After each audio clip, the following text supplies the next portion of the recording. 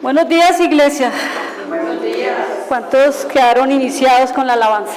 Sí. ¿A cuánto les ministró el Señor en la alabanza? Amén. A todos, ¿verdad? Eso es lo que nosotros venimos aquí, parte del servicio es a darle la adoración y la alabanza al Señor. Amén.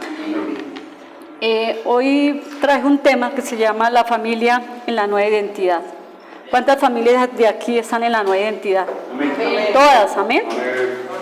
Amén, amén. Bueno, vamos a orar. Señor, te damos muchas gracias por este tiempo, Señor. Gracias porque tu palabra es verdad, Señor, porque a través de tu palabra tú nos hablas, tú nos ministras, Señor, tú nos redarguyes, Señor. Y hoy te doy gracias, Señor, por este alimento que hoy tú traes para tu iglesia, Señor.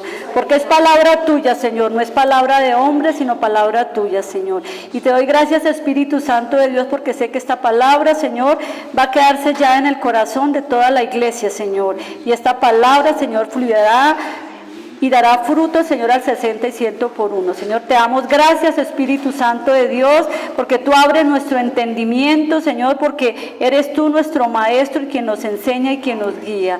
Te doy gracias en el nombre de Jesús. Amén y amén. Ok, entonces hoy traje el tema la familia en la nueva identidad.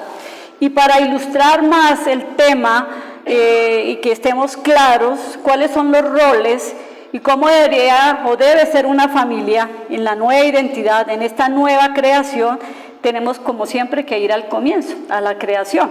Sé que todos ya sabemos, pero es importante cómo Dios creó la familia. Bueno, entonces vamos a Génesis 1:27. Yo voy a estar leyendo los versículos y yo los tengo acá, los leo.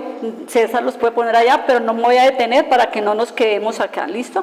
Entonces Génesis 1:27 dice, y creó Dios al hombre a su imagen, a la imagen de Dios los creó, varón y hembra los creó. O sea, los creó a los dos. En Génesis 5:2 dice, varón y hembra los creó y los bendijo y llamó el nombre de ellos Adán. ¿El nombre de qué? De ellos. O sea, el hombre y la mujer dice que los llamó Adán. ¿Por qué los llamó Adán? ¿Por qué? Porque son uno solo. Dios los creó como uno solo porque vienen de una misma porción de barro. Entonces, lo primero que tenemos que entender que el hombre y la mujer son uno solo, amén. Luego vamos a Génesis 2:21-24. Entonces Jehová Dios hizo caer en sueño profundo sobre Adán, y mientras éste dormía tomó una de sus costillas y cerró la carne en su lugar. 22.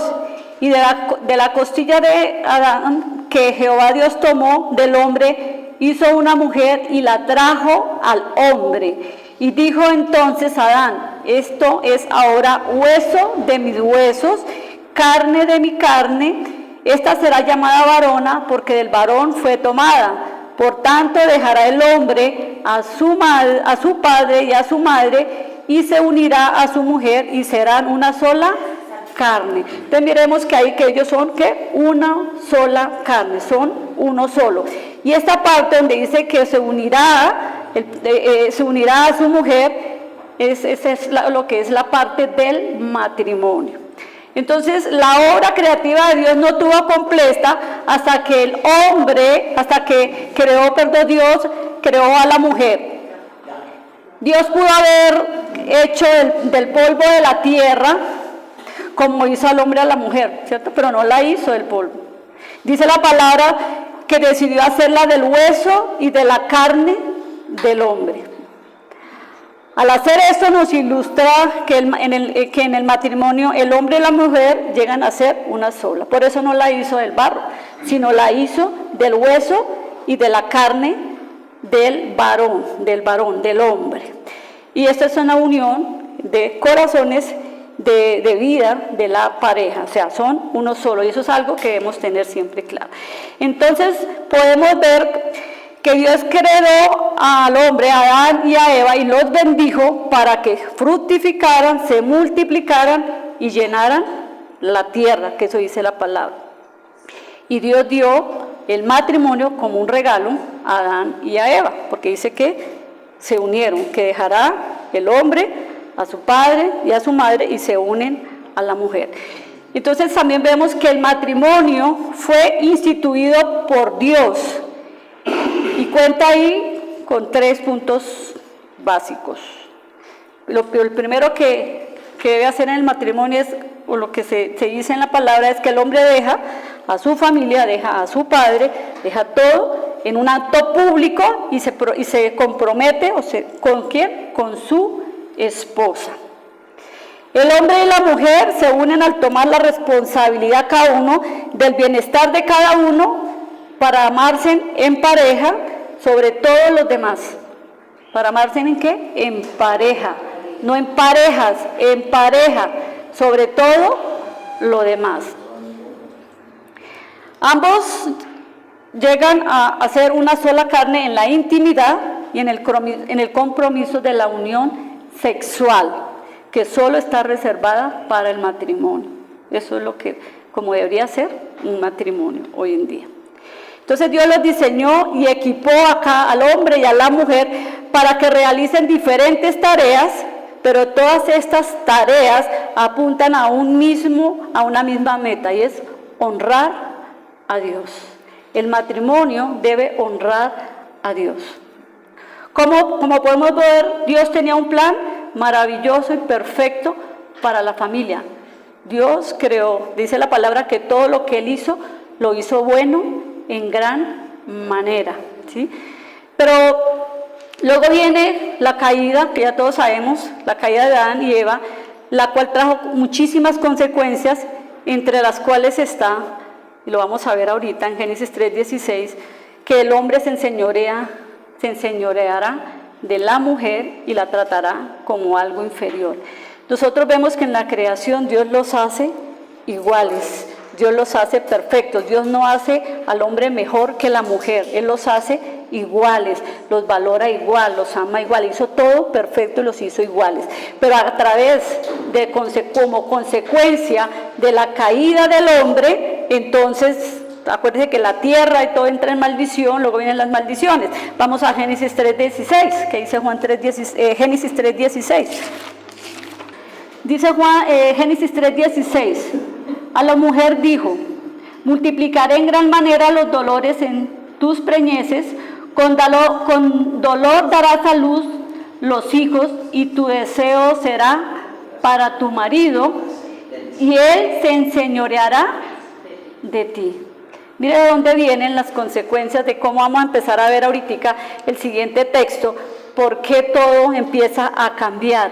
Si todo lo que Dios lo hizo bueno, lo hizo perfecto, y cómo se empiezan a tergiversar todo lo que Dios hizo bueno y perfecto. Entonces quiero que vayamos a Efesios 5:21-32. Dice así: someteos unos a otros en el temor de Dios. Las casadas estén sujetas a sus propios maridos como al Señor, porque el marido es la cabeza de la mujer, así como Cristo es la cabeza de la iglesia, la cual es el cuerpo y Él es su Salvador. Así que, como la iglesia está sujeta a Cristo, así también las casadas lo estén a sus maridos en todo. Maridos, amad a vuestras mujeres, así como Cristo amó a la iglesia y se entregó a sí mismo por ella, para santificarla, habiéndola purificado en el lavamiento del agua por la palabra, a fin de presentársela a sí mismo una iglesia gloriosa, que no tuviese mancha ni arruga ni cosa semejante, sino que fuese santa y sin mancha. Así también los maridos deben amar a sus mujeres como a sus mismos cuerpos. El que ama a su mujer a sí mismo se ama. 29. Porque nadie aborreció jamás a su propia carne, sino que la sustenta y la cuida, como también Cristo a la iglesia, porque somos miembros de su cuerpo, de su carne y de sus huesos. Por esto dejará el hombre a su padre y a su madre, y se unirá a su mujer, y los dos serán una sola carne. Grande es este misterio, mas yo digo como esto, dice acá, respeto a Cristo y de la iglesia. Por lo demás, cada uno de vosotros ame también a su mujer como a sí mismo, y la mujer respete a su marido. ¿Cuántos hemos estudiado, y aquí en la iglesia hemos estudiado bastante este tema? Entonces, ¿por qué traje esto? Porque es como el ejemplo más claro del tema del matrimonio. Uno de los errores que podemos cometer al leer estos, y quiero que lo entendamos, al leer estos versículos, es asumir que el matrimonio al que se refiere Pablo en esta carta, en Efesios 5, es parecido al matrimonio moderno o al matrimonio de hoy en día, ¿verdad? La carta no está escrita, no fue escrita para hoy en día para nosotros. Esta carta fue escrita a los efesios, por lo tanto va dirigido a los matrimonios greco-romanos de esa época, ¿sí? Del primer siglo, que era muy diferente a los matrimonios de hoy en día. Los hogares de esa época no estaban formados como están hoy en día, por dos padres trabajadores con uno o dos hijos, con el perro y el gato. No, en esa época no estaba así. Eso no eran los matrimonios ni las familias de esa época. La mayoría de los matrimonios de esa época estaban conformados por un hombre que se conocía como la cabeza de la familia, que mandaba y tenía autoridad sobre la esposa, sobre sus hijos y solo sobre los esclavos. Y eso es lo que vemos acá. Los hogares de esa época estaban compuestos casi que por una monarquía. El marido y el padre era el rey, la esposa y los hijos y los esclavos le obedecían solo a él. Así eran los matrimonios, las familias de esa época. Y la razón por la cual Pablo escribe a estos hogares antiguos era para aplicar, o sea, traer la realidad de la nueva creación en el comportamiento familiar y social. Y lo vamos a ver más adelante por qué. En esa cultura los maridos tenían derechos, tenían privilegios y tenían libertades que se le negaban a las esposas, a las mujeres. Los hombres tenían el poder y eran los que traían los ingresos a la casa. En la mayoría de los casos las mujeres no podían tener propiedades, ni dirigir negocios, ni realizar transacciones legales o financieras sin que estuviera un hombre actuando a favor de ellas. O sea que ellas no tenían ningún, digamos, voz y voto, como decimos, no podían hacer nada, ellas no podían hacer un negocio, no como uno aquí hoy en día que uno vende los zapatos, vende la revista, vende todo. En esa época las mujeres no podían hacer eso. En esa sociedad, la edad promedia del hombre para casarse era de 30 años, ¿sí? Pero la de la mujer era aproximadamente 18 años y en algunos casos menores, porque en ese entonces a veces arreglaban los matrimonios entre las familias y las niñas tenían 8 y 10 años y ya le tenían listo el marido para ellas, así era en esa época. Eso quería decir que cuando el hombre se casaba, ya era un hombre con experiencia, que sabía vivir en la sociedad, era una persona que podía funcionar social y económicamente, pero cuando la mujer se casaba, en la mayoría de las ocasiones era tan solo una niña, a la cual hasta ahora solo se le había enseñado a hacer todos los oficios de la casa, a cocinar, a lavar, a atender los animales, a hacer todo lo doméstico. Una mujer de esa época daba a luz un niño cada 2 años o cada 30 meses a lo largo de su vida fértil. La mayoría de las mujeres no tenían educación, por eso era que ellas dependían totalmente del hombre, del esposo. Y si uno se va, sin ir más lejos, a los tatarabuelos o abuelos de uno, eso es. O sea, yo me acuerdo mis abuelas, ellos eran analfabetas y ellos dependían 100% de mis abuelos. Mira de dónde viene todo esto. Entonces, como vivían sometidas al hombre y eso venía de casa, entonces las chicas o las niñas primero, cuando están en la casa, vivían sometidas a su papá, porque desde allí les enseñaban toda esta tradición y todo esto, y luego que se casaban, pues seguían siendo sujetas, o tenían que estar sujetas a su esposo. Entonces primero a los papás, luego se casaban, seguían sujetas al marido. Y la sujeción era la norma para los hijos, para los esclavos, para las esposas, pero esa sujeción iba en una sola vía, era de los hijos, las esposas y los esclavos hacia la cabeza de la familia, que era el padre, ¿sí? Y culturalmente esa era la norma y eso era lo que todo el mundo hacía. En ese contexto cultural, el hombre tenía que tener el control. Él era el que tenía el control de todo. Él no servía humildemente a su familia, nada, a ninguno de los que estaban sujetos a él en su casa, ni a su esposa, ni a sus hijos, porque eran ellos, porque estos se consideraban propiedad de él. Entonces vemos que las desigualdades eran permanentes, no había oportunidad para nadie. El valor del hombre en esa época se mostraba cuando mandaba, cuando daba órdenes, cuando exigía. Pero el valor de la mujer, escuchen, se mostraba cuando ella obedecía. La mayoría de las mujeres, hijos y esclavos, permanecían sujetos o sumisos a la familia. Entonces, los esclavos permanecían sujetos hasta que obtenían su libertad. Miren la diferencia. Los hijos permanecían sujetos hasta que cumplían la mayoría, crecían y cumplían la mayoría de edad y se iban. Pero las mujeres permanecían sujetas todo el tiempo, toda la vida, a sus maridos. En este contexto, y otros que vamos a ver más adelante, lo que Pablo quiere enfatizar es acerca de la familia, y nos da la claridad y la responsabilidad de la responsabilidad que debe tener la esposa, de la sujeción de los unos a los otros, porque es que aquí Pablo habla y a veces malinterpretamos los textos. La mujer esté casada a sus maridos, pero lo dejan ahí. Dice, pero como a Cristo. Y esa es la diferencia. De la sujeción del esposo a la esposa y del amor del esposo a la esposa. Recordemos también que en esa época el antiguo pacto y el nuevo pacto estaban caminando los dos, todavía no se había acabado todo el antiguo pacto, ¿sí? Por lo cual Pablo no podía venir en ese momento a imponer o a rebelarse contra esa sociedad romana.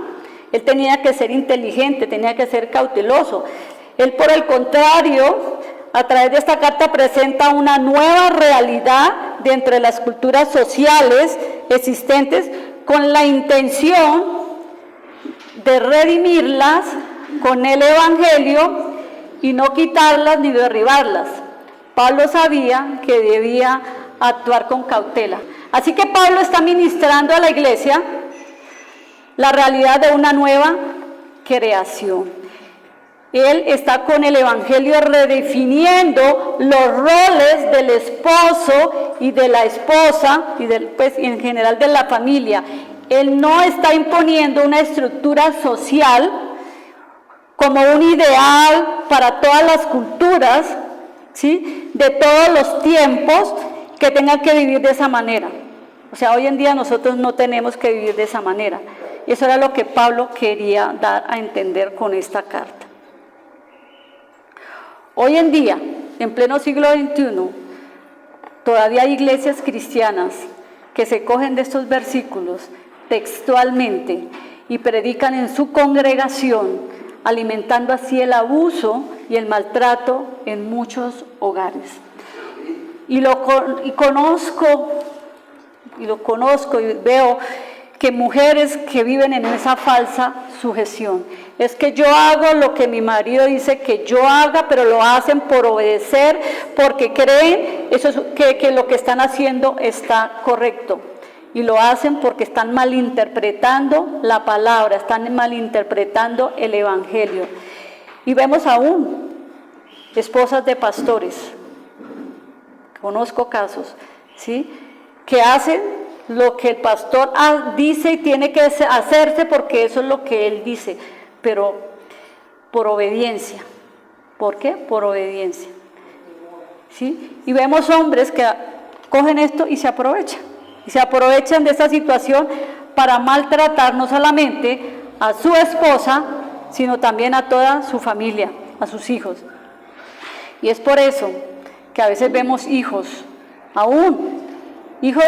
de familias cristianas, hijos de pastores, que cuando están sujetos, entre comillas, a sus padres, asisten a la iglesia, pero cuando llegan a la mayoría de edad no quieren saber nada de Dios, absolutamente. Todo porque han malinterpretado la palabra. Entonces lo que Pablo hace es traer esta palabra y tratar de introducir todas las relaciones de la casa de la familia en la nueva creación. Pablo orienta al esposo y a la esposa a que se traten mutuamente, y eso lo vamos a ver más adelante en los textos, que se sometan mutuamente. Cuando habla de sujetarse o someterse, no quiere decir que tiene que ser, como decimos nosotros, a las malas, sino que haya en amor, tanto el hombre como la mujer, como los hijos, se someten mutuamente por amor, la palabra dice temor, pero es por ese respeto y esa reverencia al Señor. Y luego él procede a dar una serie de instrucciones, no solamente en Efesios, sino en Colosenses, en Primera de Pablo, en Timoteo. Él da una serie de instrucciones de cómo debe ser una familia en Cristo Jesús. Y es por eso que aquí, por lo menos en el verso 22, dice: las casadas estén sujetas a sus propios maridos, y a veces lo dejan ahí, pero ¿qué dice enseguida? Como al Señor. Como al Señor. ¿Sí ve la diferencia? Eso era lo que Pablo quería dar a entender. En el verso 23 dice: porque el marido es la cabeza de la mujer, así como Cristo, como Cristo es la cabeza de la iglesia, la cual es su cuerpo, y Él es su Salvador. En el versículo 24 dice: a Cristo. Dice, así que como la iglesia está sujeta, ¿a quién? A Cristo. Y en el verso 32 dice: y Pablo, y hablo de Cristo. Entonces siguen esos mismos enfoques para lograr que los padres, que los hijos, en ese caso los amos y los esclavos, reconsideren entre sí la correcta manera de relacionarse.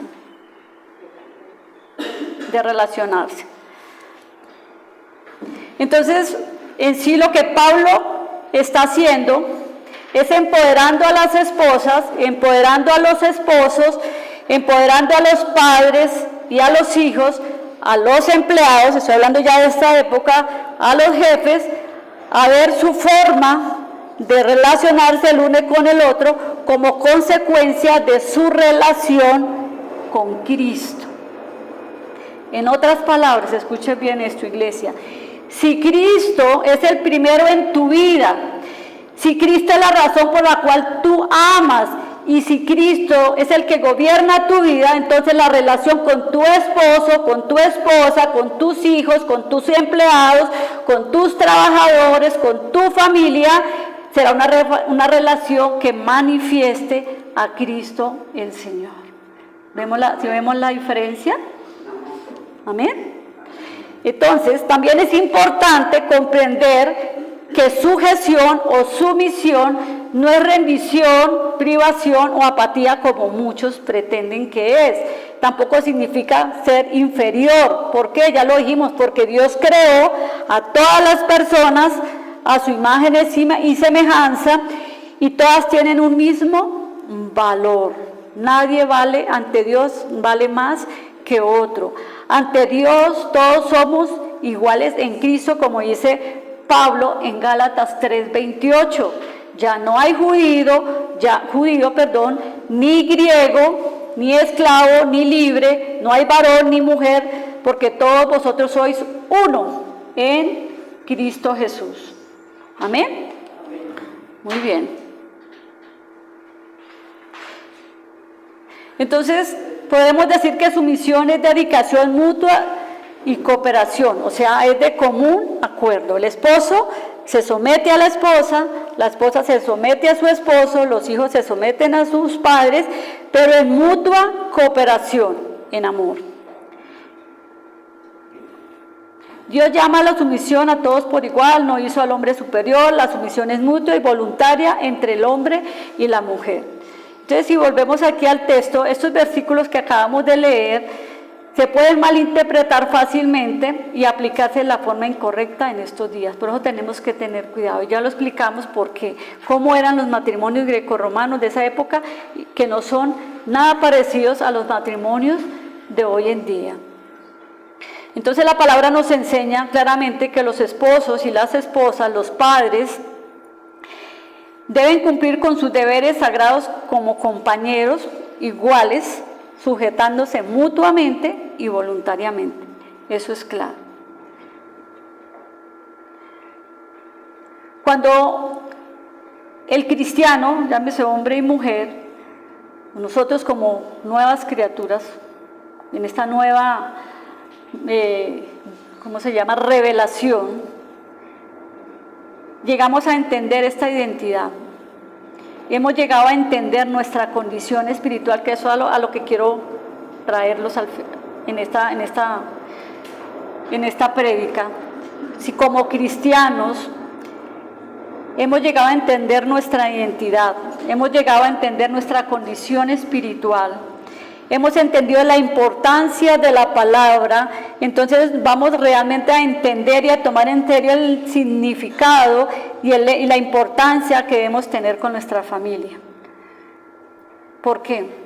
Porque si no tenemos claro lo que Jesucristo hizo en la cruz, si no tenemos claro que hemos nacido de nuevo, que somos una nueva creación, porque Dios nos hizo nuevas criaturas, las cosas viejas pasaron y aquí todas fueron hechas nuevas. Si no entendemos esto, vamos a seguir funcionando y llevando esta palabra como mandamientos. Vamos a seguir en la ley. Entonces, por eso es claro entender que si tenemos claro esto, si tenemos claro quiénes somos, pues vamos realmente a entender la importancia que yo le debo dar a mi familia, que las mujeres le deben dar a sus esposos, los esposos a sus esposas y los hijos a sus padres y los padres a sus hijos. ¿Vamos bien hasta ahí? Entonces, es claro que para nosotros como hijos de Dios, el diseño divino de la familia está conformada por una pareja, ya lo vimos, por hombre y mujer, y que bajo la unidad del matrimonio se unen como una sola carne para vivir conforme a los propósitos que Dios tiene, o a los propósitos del Padre. La Biblia dice que la cabeza de Cristo es Jesús, es el Padre, que Cristo es la cabeza del esposo, porque eso lo acabamos de leer, a quien se somete en obediencia, que el esposo es la cabeza de la esposa, que es la ayuda idónea de él, y que los hijos deben someterse a sus padres. Este es el orden de Dios, es el orden divino para la familia. No hay otra orden, no hay otro orden. El esposo, la esposa y los hijos, y el esposo está sujeto a Cristo, como Cristo a Dios Padre, ¿sí? Y eso es importante que lo tengamos claro. Entonces, no hay manera de que, yo sé que hoy en día han pasado tantas cosas que quieren distorsionar todo el sistema de la familia. Ahora ya no es hombre y mujer, sino hombre con hombre, mujer con mujer, y ya no se sabe quién es aquí, quién es allá. Eso no es el orden de Dios. Dios estableció un orden y Él creó a un hombre y creó a una mujer y les dio la capacidad para que pudieran reproducirse y pudieran multiplicar la tierra. Él no creó otra cosa diferente, y eso es claro que lo tengamos. Entonces, en una relación conyugal, ambos esposos tienen el llamado a someterse, como dijimos, de común acuerdo en amor. Para la esposa esto significa voluntariamente estar al lado de su esposo, ayudándolo, como dice la palabra, como ayuda idónea en el liderazgo de la iglesia y en todas las cosas que tengan que ver en su casa y en su hogar. Y para el esposo esto significa dejar de un lado sus propios intereses a fin de cuidar a su esposa. Y los hijos deben obedecer a sus padres, como dice en Efesios 6:1.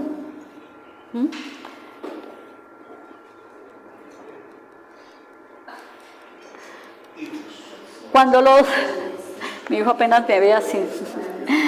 Cuando los miembros de toda una familia saben, conocen su identidad, saben quiénes son en Cristo, cuando conocen su verdadera identidad en Cristo, la sumisión no es un problema, Uno ve hogares cristianos donde caminan todos en amor, los unos sujetos a los otros. ¿Por qué? Porque saben quiénes son en Cristo, saben cuál es su identidad. Entonces, cuando la familia toda está involucrada y entiende que fueron creados nuevamente, que fueron hechas nuevas criaturas, la sujeción o la sumisión no va a ser un problema, porque todos se mantienen en una sólida relación con Cristo y cada uno está interesado en el bienestar y la felicidad del otro, tanto los papás con los hijos y los hijos con los papás. Cada uno se cuida y cuida al otro. Entonces, cuando una familia está realmente involucrada, o Dios está en esa familia, la sujeción o la sumisión no es un problema. Y eso también es fruto de tener esa comunión, de tener esa intimidad con el Padre. Todo apunta allá. Una familia que ora, una familia que está en constante comunión, intimidad con el Padre, el fruto que va a hacer es lo que va a reflejar ante los demás, es cómo es ese papá, cómo es esa mamá, cómo es ese hijo. Eso se refleja cuando una familia realmente tiene esa comunión y esa intimidad con el Padre. Ese es el fruto de ser parte de la familia de Dios. ¿Cuántos somos aquí parte de la familia de Dios? Todos somos parte de la familia de Dios. Entonces la Biblia en varios de los libros nos da instrucciones de cómo debe ser y de cómo debe ser un matrimonio, una familia, y también nos habla de los roles de cada uno, porque en la palabra también el hombre tiene unos roles, la mujer tiene unos roles y los hijos tienen unos roles. Todo está aquí en la palabra, por eso ese es el manual, ¿sí? Entonces, ahora si no hemos entendido esta identidad, estas instrucciones, como lo dije antes, de cómo vivir, entonces vamos a seguir nosotros actuando bajo los mandamientos que antes veníamos, bajo la ley, ¿sí? Pero si yo tengo claro quién soy, pues las cosas van a ser diferentes. Si tenemos clara esa revelación de quiénes somos en Cristo y si reconocemos lo que Dios ha hecho en nuestras vidas, nuestra obediencia a estas instrucciones que encontramos en la palabra viene a ser el fruto de esa identidad y de esa revelación que ya Dios nos ha dado. O sea que no nos vamos a esforzar, digámoslo así, humanamente para obedecer, ¿sí? Para someternos, para que la esposa se someta al esposo. El hombre ya no se va a esforzar porque tiene que amar a su esposa, y los hijos no se van a esforzar para ser obedientes. O sea, no va a ser una carga. ¿Por qué? Porque ese es el fruto. Si yo tengo claro quién soy en Cristo, ese es el fruto, el que da la evidencia de esa transformación que ya cada uno de nosotros hemos tenido en Cristo Jesús. ¿Qué quiere decir? Que si yo le digo a mi hijo, hace esto, me toca obedecer a mí. No, él lo hace porque él entiende quién es él en Cristo Jesús, y él sabe que si en la casa hay unas normas, hay unos límites, él lo va a hacer no por esa obligación, sino simplemente por amor, porque sabe quién es él en Cristo, lo que Cristo él hizo, y lo mismo con el esposo y las esposas. Entonces esa obediencia viene a ser el fruto de esa revelación que ya nosotros hemos tenido, y está basada en la nueva vida que Cristo ya nos ha dado. Entonces podemos caminar en la palabra de Dios, podemos ser hacedores de la palabra, no como mandamiento forzado, no, sino como fruto de esa nueva identidad que tenemos en Cristo. Yo no sé si me ha hecho entender, espero que me hayan entendido. ¿Amén? Amén. Ok. Entonces, cuando hablamos de la familia que está conformada por un papá, por la mamá, por los hijos, y voy a hablar de la familia ya en esta época, en este siglo, ¿cierto? Y cómo debería ser una familia que tiene a Cristo en su corazón, que está viviendo esta nueva identidad y que sabe lo que nuestro Señor Jesucristo hizo en la cruz. En primer lugar, sabemos que, de acuerdo a la palabra, el hombre es la cabeza espiritual de la casa, ¿sí? Eso dice la palabra.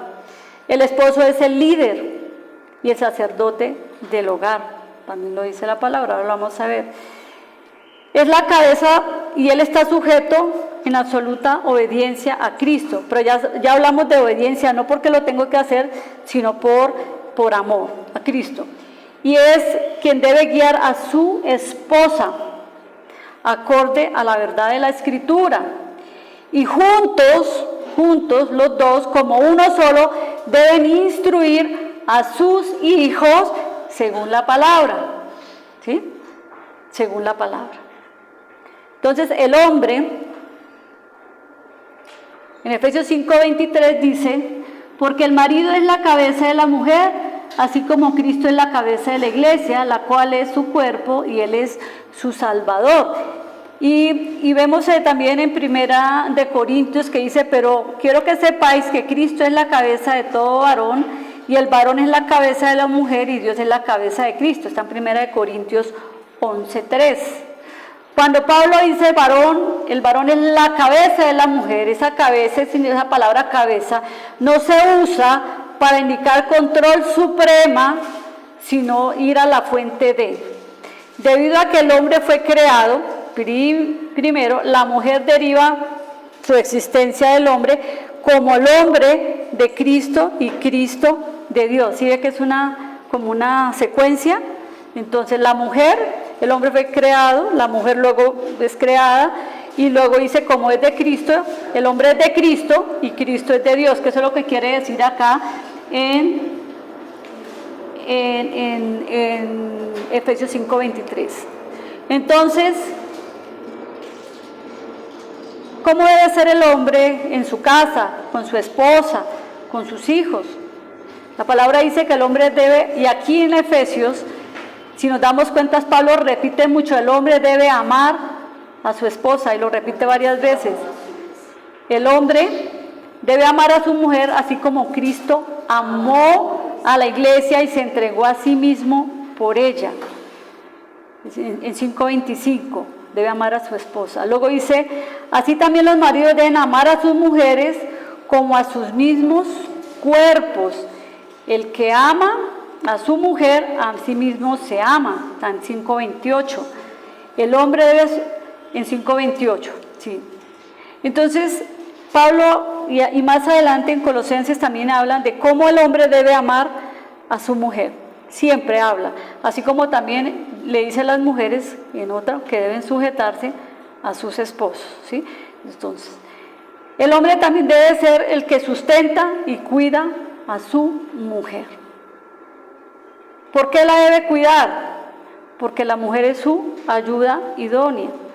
Porque la mujer es la que Dios le dio a él también para estar ahí, aunque los dos tienen el mismo valor, fueron creados de igual manera, pero el hombre siempre debe estar como, digámoslo así, cuidando de ella, porque más adelante dice que es como un vaso frágil, y que también debe cuidarla y amarla como vaso frágil. Debe sustentarla. O sea, el hombre dijimos que es el proveedor de la casa. Entonces es el que tiene que, hoy en día uno dice, no, pero es que el sueldo del solo hombre no alcanza, ok, pero debe ser el mayor proveedor en su casa. ¿Sí? Dice también la palabra en Colosenses 3:19 que los maridos deben amar a sus mujeres y no ser ásperos con ellas. Uno a veces ve hombres que son un poquito bruscos con ellas, son bruscos, no les hablan en amor, siempre como mandando, como gritando, y la palabra dice que los hombres deben amarlas y no ser áspero con ellas. El hombre debe estar dispuesto a sacrificar cualquier cosa por ella. Debe buscar su felicidad. Estoy hablando del hombre, después vamos con las mujeres. No se me asusten los hombres, bueno. Sí, no se me vayan a salir los hombres de acá. ahorita voy con las mujeres. Ay, sí. Debe buscar su felicidad como asunto de primera importancia. Veo acá todo haciendo. Debe tratarla sabiamente. Primera de Pedro 3:7 dice que el hombre debe tratarla sabiamente. Debe darle honor a su esposa. Un hombre que honra a su esposa como miembro del sexo débil, la debe proteger, la respeta, la ayuda y lo más importante, permanece con ella. Permanece con ella. Quiere decir que no se va tras otra, ¿no? Permanece con ella.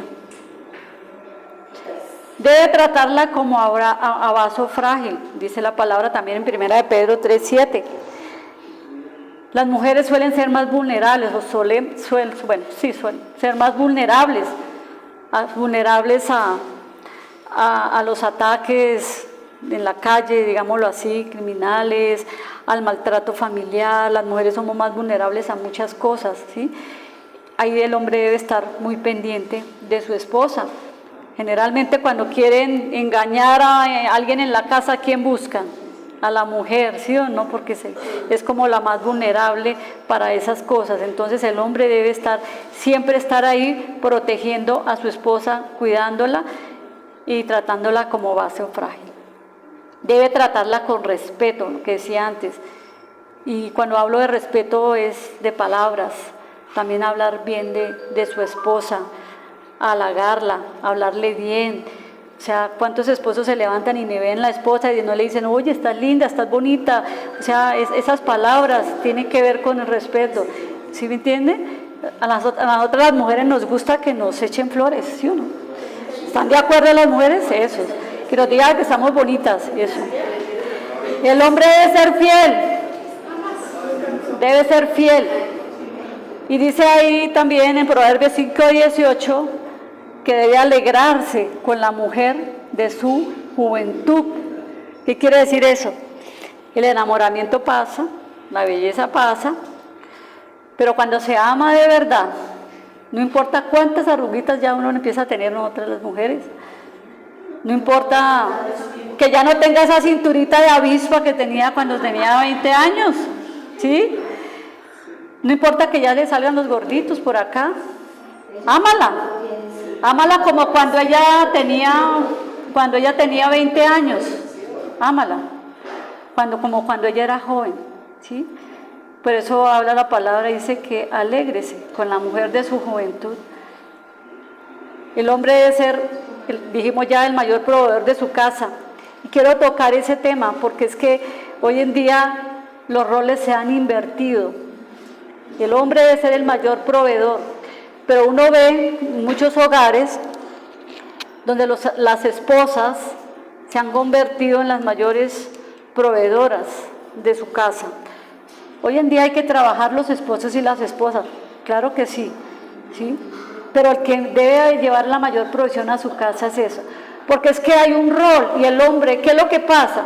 Si uno dijera la mujer trabaja y lleva la provisión a su casa y no hay problema hasta ahí, pero es que esos hogares generalmente son hogares que se vuelven hogares disfuncionales, porque se invierten los roles y entonces la mujer, como es la que más gana, entonces se va creando unos derechos en su casa, que es la que manda, que es la que toma todas las decisiones, es la que dice o no dice, y el hombre va a quedar allí relegado. Y ese no es el orden de Dios. El orden de Dios es que el hombre es la cabeza, ¿sí?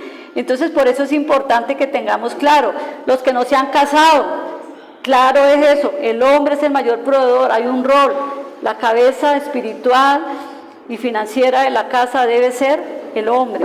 Amén. Ese es el orden de Dios para que pueda funcionar un hogar. Pueda que esos hogares así al comienzo funcionen bien, pero con el tiempo vamos a ver todos los inconvenientes, porque el hombre ya se va a cansar de llevar a los chinos al colegio, de hacer las tareas, de cocinar, de lavar, y empiezan todos los conflictos y todas las peleas, porque ese no es el orden de Dios.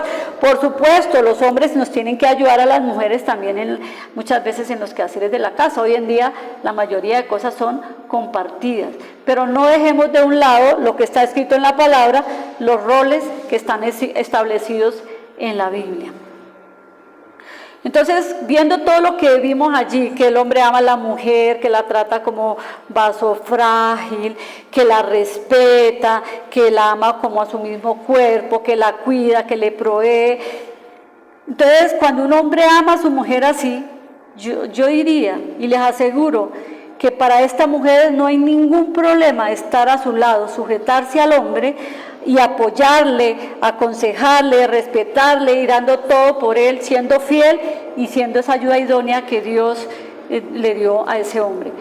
Yo aseguro que si el hombre trata a la mujer, así como estos roles que hemos leído, es difícil que una mujer no esté al lado de un hombre.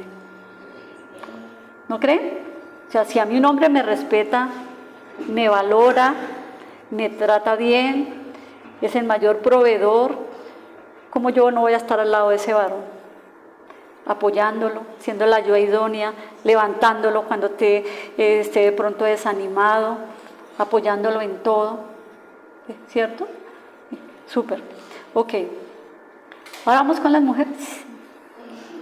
Entonces, así como Pablo le repite, por supuesto hay muchos más versículos del tema de los hombres, así como Pablo repite a los hombres que en muchas partes que amen a sus mujeres, así mismo le dice a las esposas que deben, hay dos cosas, respetar y sujetarse a sus maridos.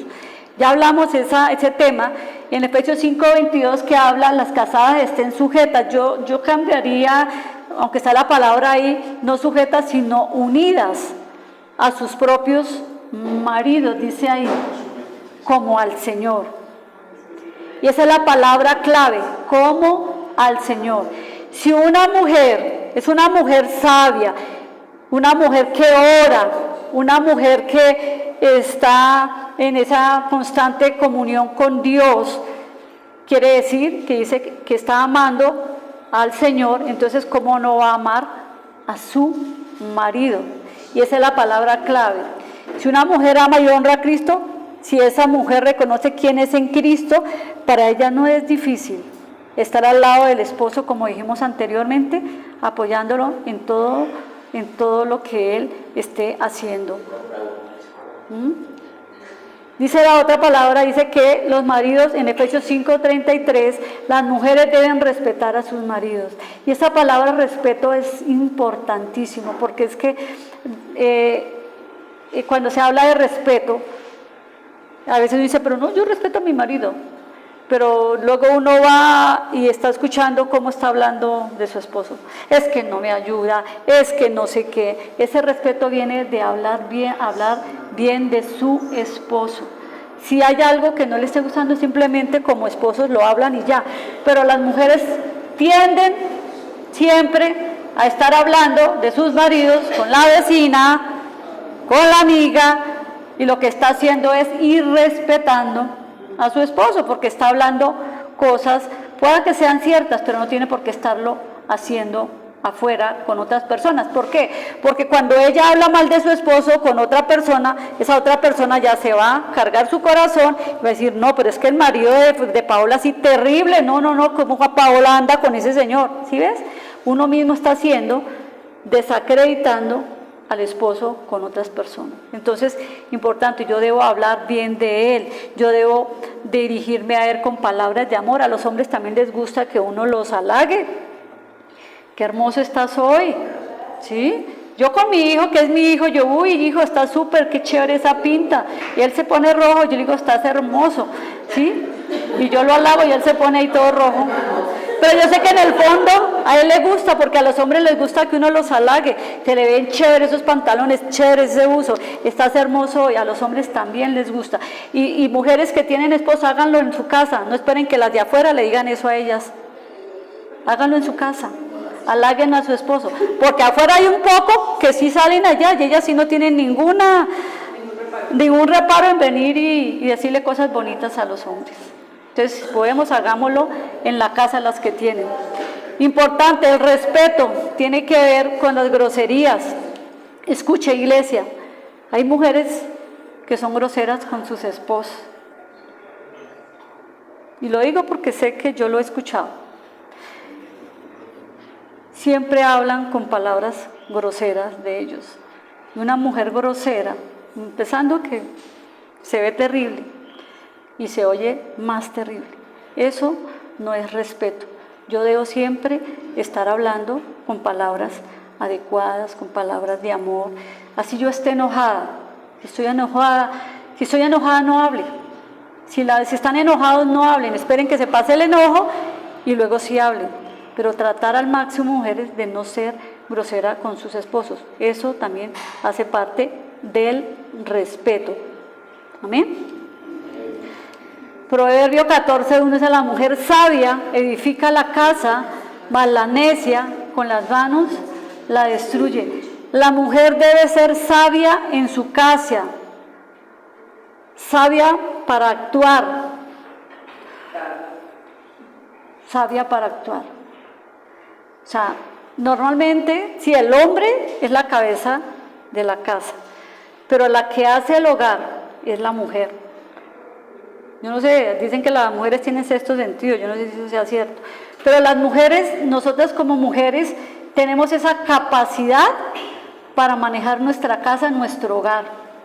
Así como tenemos la capacidad para levantar un hombre, óigame bien, también tenemos la capacidad para destruir un hombre. Pero usemos lo segundo, tengamos la capacidad para levantar los miembros de nuestra familia. Que seamos mujeres que hablemos palabras que edifiquen, palabras que alienten, palabras que de amor, que construyan, que levanten. Eso es ser una mujer sabia. Eso es ser una mujer sabia. Amén. Entonces, un hogar que tiene a Dios como el centro es un hogar que tiene paz. Y la mujer influye muchísimo. ¿Sí? La mujer sabia es una mujer que tiene fe en Dios, que se ocupa por esa relación mutua de su hogar, que se ocupa, que está pendiente de esa relación con sus hijos, con su esposo, con todo lo que tiene que ver con ese compañerismo y trabaja en ese crecimiento de su familia. ¿Sí? Cuando hablamos de esa mujer necia que habla ahí, es esa mujer que realmente no tiene paciencia, es una mujer que no tiene una relación con Dios, es una mujer que todo lo ve negativo y es una mujer que todo lo que habla destruye con su palabra. Entonces seamos mujeres sabias. También habla de ser mujeres prudentes y cuidadosas en la casa. Dice en Proverbios 19:4, la casa y la riqueza son herencia de los padres, más de Jehová la mujer prudente. Proverbios 19:4. La mujer prudente no habla a la ligera, sin pensar. La mujer prudente piensa y habla. Es una mujer que piensa antes de hablar, que habla con propiedad. Es la mujer que no ataca con palabras, ni levanta la voz. Una mujer que no cae, también es prudente, es que no cae en el chisme, en la murmuración, sino que utiliza su boca, como lo dije antes, para animar, para alentar a otros. Una mujer que cuando tiene que marcar una falta lo hace con amor y misericordia. Si ve que alguien se equivocó, va y le dice con amor. Esa es una mujer prudente, una mujer prudente. Cuidadosa de su casa. Así como el hombre trae la provisión a su casa y es el mayor proveedor, la mujer esa es la que debe tener el cuidado de su casa. ¿O qué pasa cuando yo voy a una casa y la casa está sucia y desordenada? ¿A quién le echo la culpa? ¿Al esposo? No, uno dice, uy, no, pero esta casa es tan sucia, pero esta mujer sí que no hace nada en esta casa, ¿cierto? Falta una mujer en esta casa. Entonces, así como el rol del hombre de traer la provisión, el rol de la mujer es mantener su casa limpia, aseada, sus hijos. Un hombre que sale con la ropa arrugada no va a decir, pero venga, planche la camisa. La mujer no le planchó la camisa, ¿sí o no? Lo primero que uno dice así. Mire, o sea, usted es un hombre y usted ve quién es la mujer que tiene ese hombre. ¿Cómo está vestido el hombre? Hablo de los casados.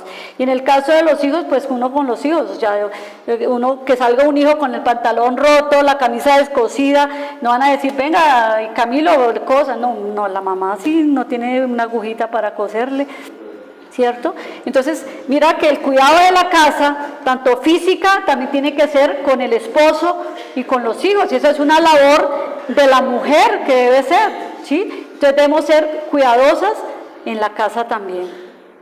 Dice la palabra que también debemos ser honestas, ¿sí? Y sinceras, aún en cosas desfavorables. Hay veces situaciones difíciles, pero nosotros debemos ser las mujeres, sobre todo cristianas, debemos ser confiables y veraces con nuestras palabras. Una mujer cristiana se conoce cuando habla, cómo habla. Y habla con una mujer del mundo, es totalmente diferente. Una mujer cristiana habla siempre con la verdad, siempre está anteponiendo a Dios por siempre, ¿cierto? No habla por hablar, sino piensa antes de hablar, como dijimos. Una mujer honesta no calumnia. Si alguien viene a decirme a hablar mal de otra persona, yo digo, no, espera un momentico, no. Si tiene algo que hablar de esa persona, vamos los dos y hablamos. Y si no, ve y hable si tienes algo que hablar.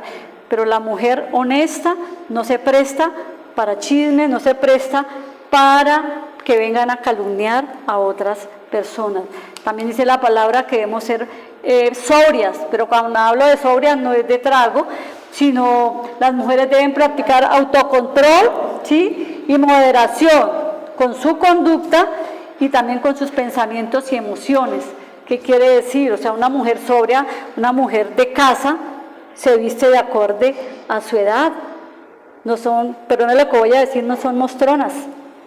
Si una mujer está en su casa con su esposo, se viste bien, no está mostrando lo que no debe mostrar. Eso se lo debe mostrar al esposo allá en la intimidad, pero los demás no tienen que ver esas cosas. Eso es ser una mujer sobria, que se viste bien, que habla bien, que actúa bien. Esa es una mujer sobria. Es una mujer también debe ser fiel con su esposa en toda la palabra, ¿sí? También debe, si es fiel con Dios, pues es fiel con su esposo, ¿sí? En cualquier circunstancia. Por último voy a leer así, ya veo, me llegaron los rol de los padres, voy a anunciarlos así. Los padres deben educar en disciplina y amonestación del Señor a sus hijos, educarlos en disciplina. ¿Debemos disciplinar a nuestros hijos? Sí. Los niños pequeños, desde que nacen, acuérdense que ya vienen con un pecado original de Adán y Eva, y desde que nacen siendo rebeldes, ¿cierto? Entonces nosotros debemos disciplinar. No estoy diciendo que disciplinar es pegar, nada de esas cosas, o sea, ser brusco con ellos. Hay muchas maneras de disciplinar a nuestros hijos, es importante hacerlo. También dice la palabra que los padres no deben provocar a ira a los hijos. Mire, los hijos se enojan cuando les damos tanta cantaleta, cuando a toda hora le estamos repitiendo lo mismo, eso es lo mismo que exasperarlos, que dice más adelante, no exasperéis a vuestros hijos para que no se desaliente, que está en Colosenses 3:21. El propósito de disciplinar, disciplinar los padres a los hijos es ayudar en el crecimiento de los hijos, pero no herir ni desanimarlos, ¿sí? Es importante.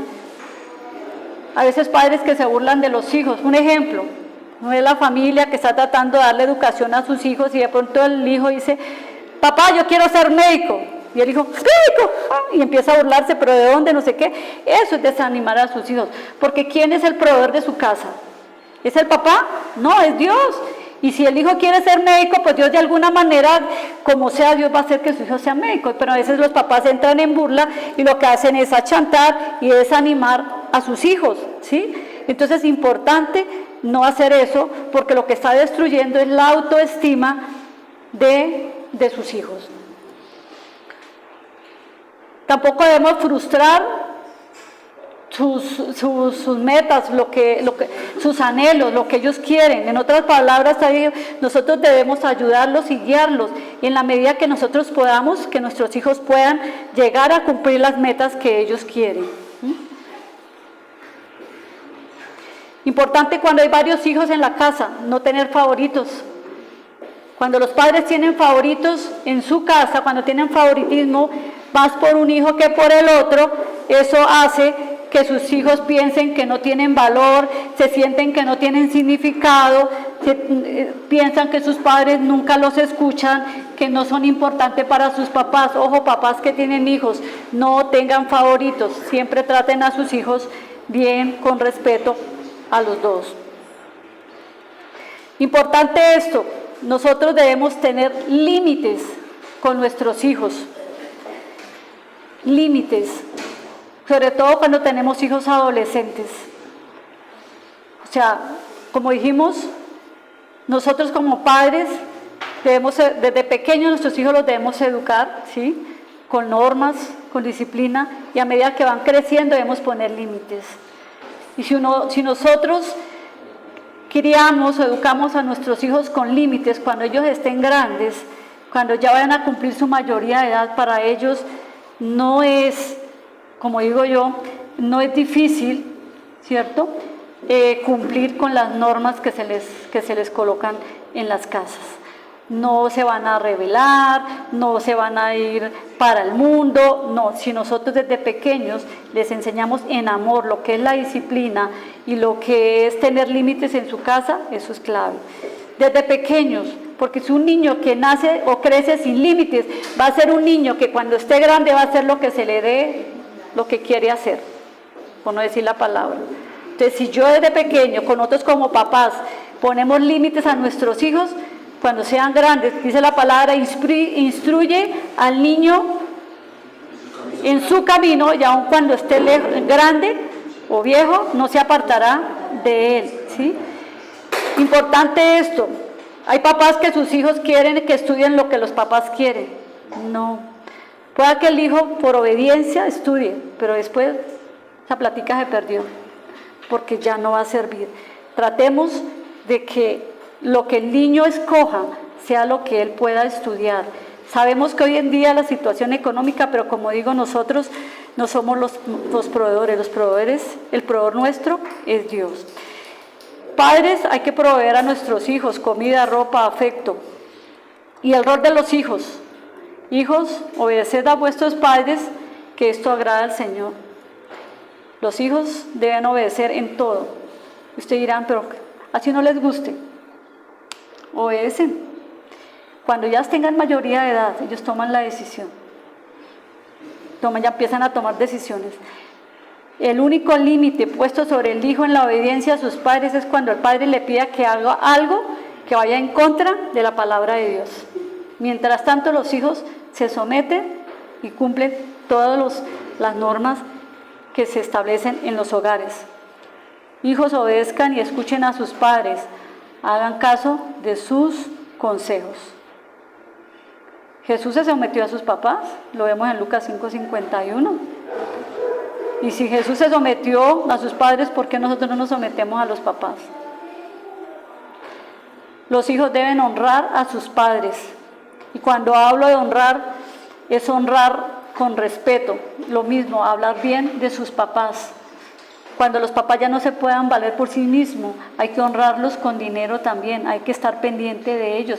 Ellos lo dieron todo por nosotros cuando nosotros no éramos unos niños, unos bebés y aún adultos. Entonces, ahora que ellos están ya en una edad que no pueden valerse por sí mismos, nosotros es una manera de honrar a nuestros padres, ayudándolos cuando ellos ya no pueden valerse por sí solos. Significa amarlos. Ese honrar es amarlos. Ese amarlos significa, ¿sí?, no causarles ningún dolor. Esto era lo que yo traía hoy con respecto a esto. Vamos a orar. Padre, te damos gracias, Señor, por tu palabra, Señor.